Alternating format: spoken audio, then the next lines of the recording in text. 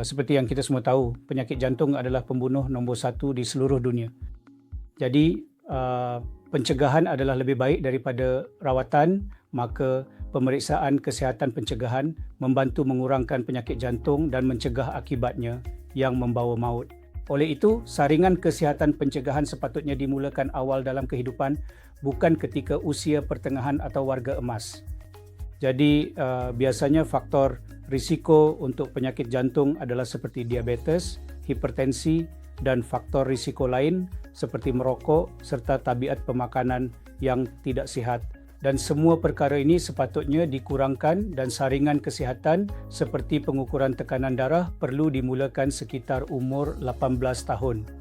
Dan pada masa yang sama, anda boleh mula menjalankan saringan lipid, tahap kolesterol yang tidak normal dan perkara-perkara berkaitan.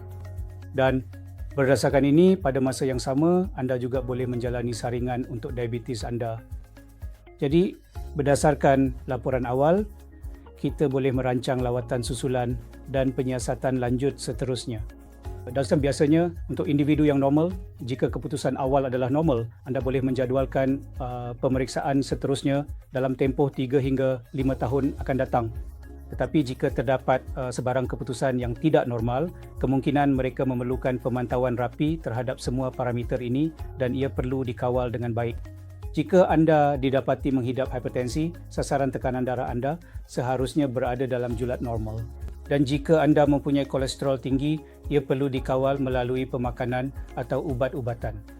Dan jika anda didapati menghidap diabetes, ia perlu dikawal dengan ubat-ubatan, pemakanan yang betul dan perkara-perkara berkaitan. Jadi dalam hal ini, pemeriksaan kesihatan pencegahan yang menyeluruh sangat membantu dan saya menggalakkan, saya memohon semua orang untuk tampil ke hadapan dan menjalani semua saringan ini pada usia yang telah ditetapkan pada masa dalam julat umur yang disyorkan itu.